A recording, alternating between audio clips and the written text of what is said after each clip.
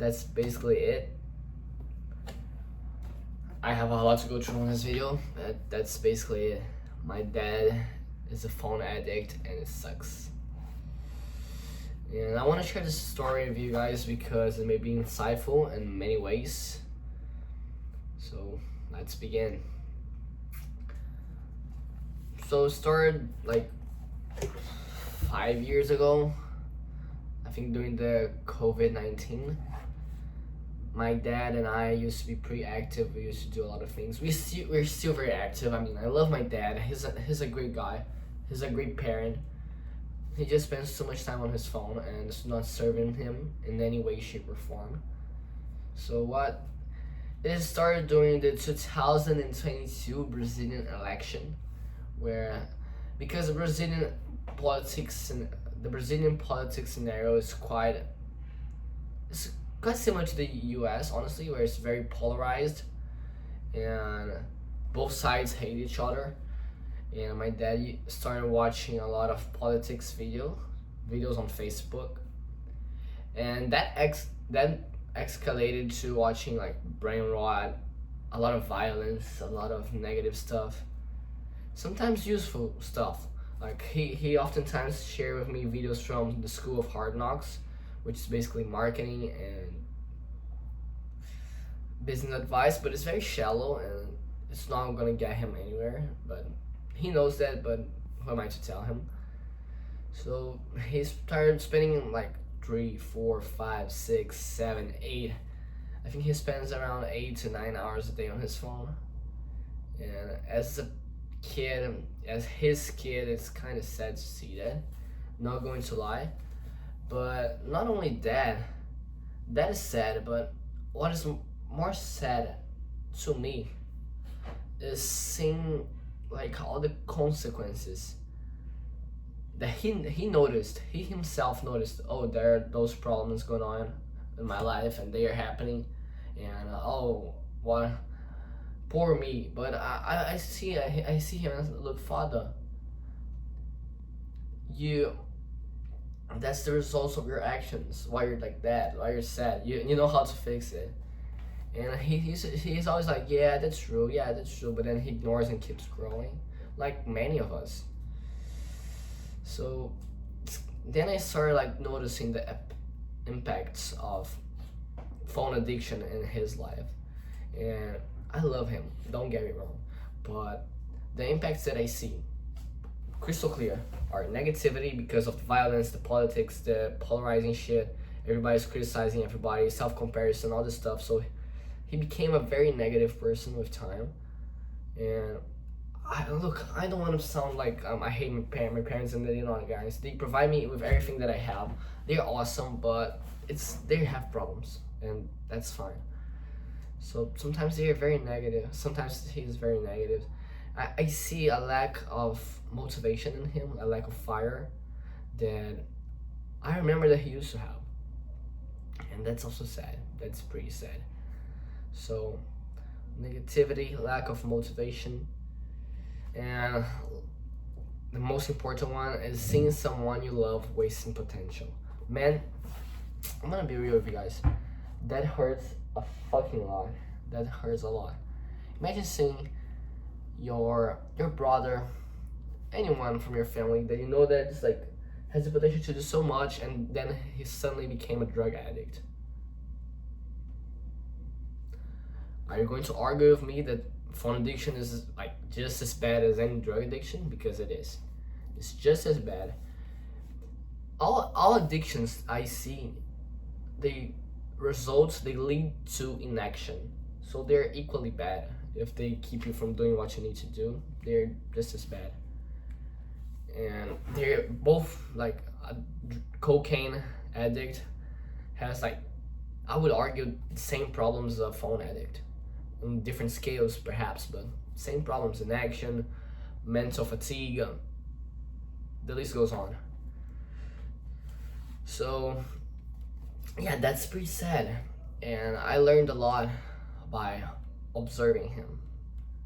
And if you ever watch this video, father, understand that I love you. Understand that perhaps I'm doing this in hopes, Perhaps I'm doing this video hoping that one day you'll see that I tried my best, you know. And speaking of me trying my best, I want to now share with you guys so what I tried doing to help my father. Yeah, right? It's my father. I want to help him. I want to see him grow. But not only that, I think that phone addiction now is like the most common addiction ever, and I want to help like as many people as possible try to solve it. But starting with my dad, of course. So it started with me like giving him warnings. Oh, you're spending too much time on your phone, Dad. Oh, Dad, I think that we should go outside, go to the beach, do something, because it's not great for your health, for your high health, mental health, to spend that much time on your phone. And that was like first time that I used like basic warnings to help him. That didn't work. I guess you probably would expect that to not work because I'm recording this video. And after those negative based warnings, I did some research and I saw that positive based warnings are oftentimes better. So I reframed it like, Dad, you're such a smart guy, such a driven guy with such a great potential. You shouldn't be scrolling 24/7. I think there's more to your life than that, and I guess you agree with me. So you have project dreams that you want to work on. I think that it's a waste of time doing that. But I said that in a better, more friendly, less invasive way. But I cannot recreate that now because I don't remember. And I tried that for like a couple months, a couple years actually. And then I tried to use math, because you can't deny math. So if you spend 1 hour a day on your phone, you're spending 365 hours a year. And that's equals to a lot of days, whatever. But then if you spend 7 hours a day on your phone, if you spend 8 hours a day off your phone, it's 1/3 of your year spent on your phone. That's approximately 120 days spent straight looking at a screen. And I tried that approach, and it kind of got him like thinking, yeah, that's true. Yeah, I shouldn't be doing this. Yeah, I gotta fix it. But he didn't do anything. He agreed, as always, but didn't change. And during those times, I faced problems with my phone. Like, I never got addicted to my phone because I always had something to block my apps. I oftentimes delete Instagram from my phone. Ooh, my phone's not here. Oh, I'm recording. Okay, I'm stupid. But I oftentimes have it like some app blocker, or I deleted Instagram. I oftentimes go times without Spotify, without many things. That's a great idea, to remove Spotify from your iPhone and use Apple Podcasts for a while. We can get into that later. So I tried many things, and after that I accumulated such a knowledge of how to quit your phone addiction just by me trying to help him. And even though I failed, I learned, and I gathered everything in a presentation. And that presentation was made in 2024, but I was scared of presenting to him because he would probably like just get mad at me for trying to again change his behavior. So I got scared. I delayed,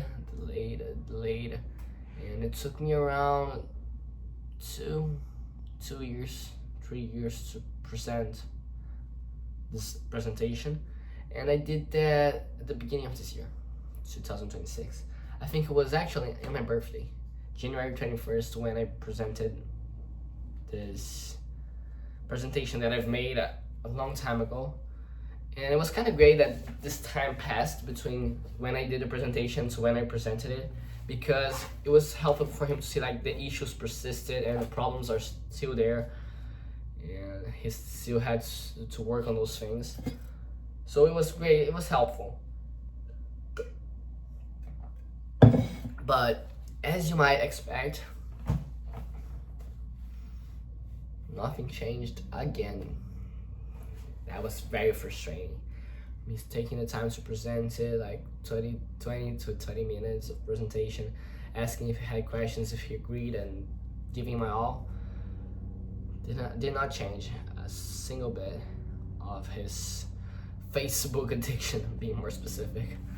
But we are not quitting. I'm not quitting. I'm not giving up on my father, okay?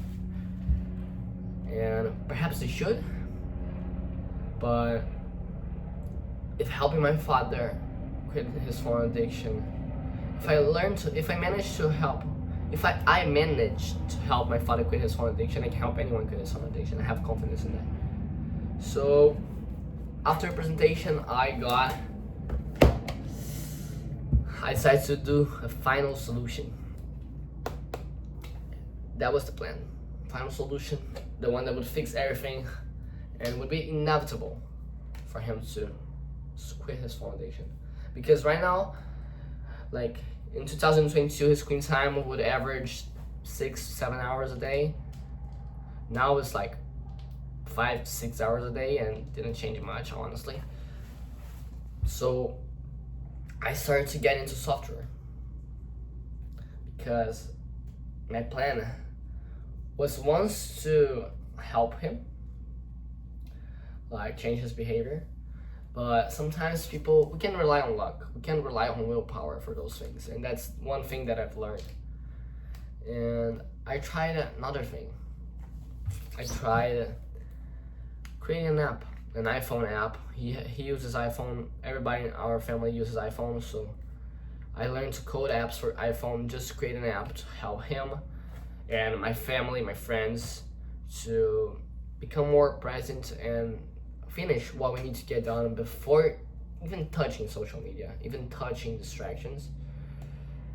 And that's what I did. I created an app. I submitted to Apple. Took like about 4 months or so to build it, and it's finally great. The app is finally great. And I said, Father, take a look at this app that I built. It's a great app. It blocks your social media to complete your daily tasks, and there are no streaks, no notifications. It's a very silent, simple app that is gonna help you. Has everything you need to get like closer to your dream life, to your dream routine, and has nothing you don't need. What do you think? He didn't even try the app. And that's okay. And that was a long journey. I tried everything that I could. Genuinely.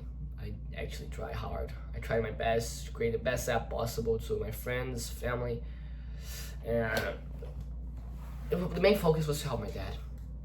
He didn't even try the app, and he saw the app. Yes, he supported it. He thinks it's a great idea. Yes, partially he saw like, oh, nobody's gonna want this. This already exists. It doesn't exist. It don't exist. I don't know. I'm confused now. But it's a one-of-a-kind app. It's very great. And even though I did not manage to help him, I'm still trying. I won't give up. Nobody said I was quitting. I'm not quitting. But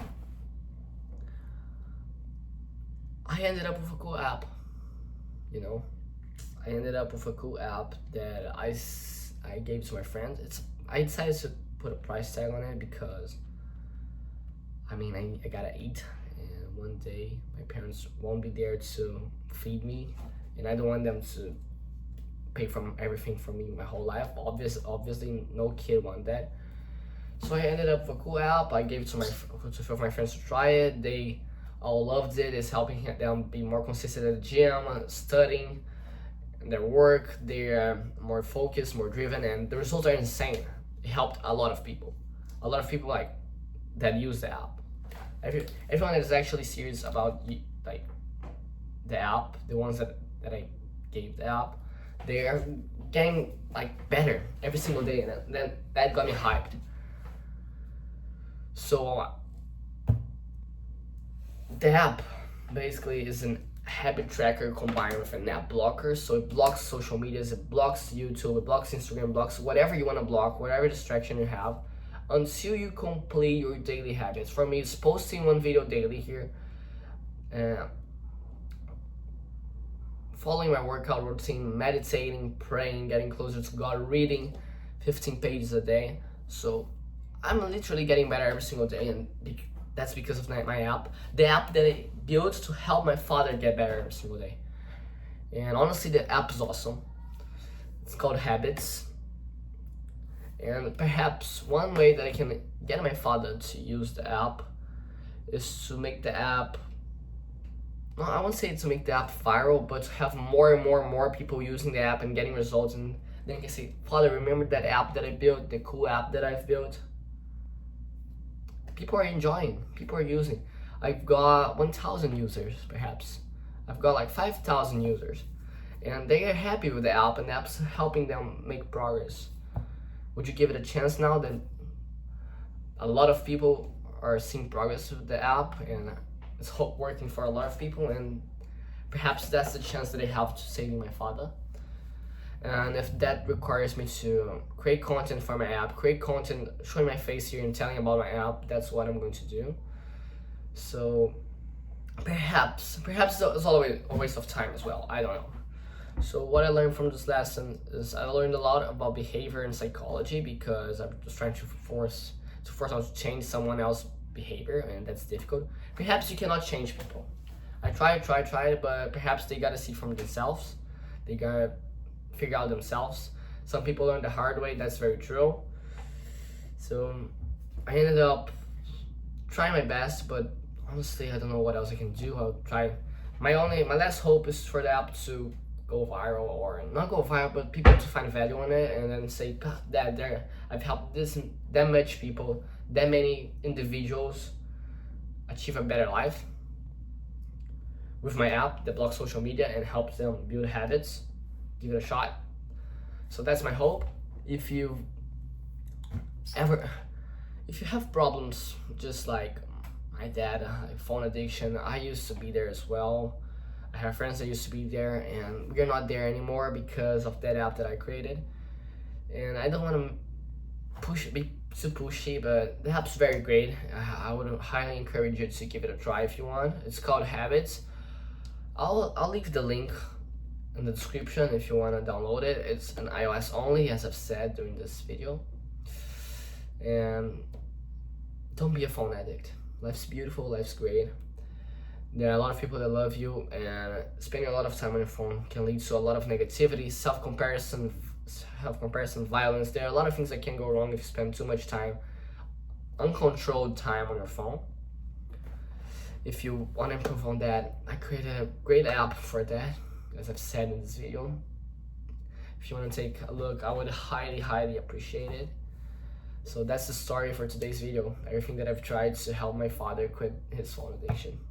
And I'm yet to be successful, but I won't give up. Enjoy your life. Bye bye.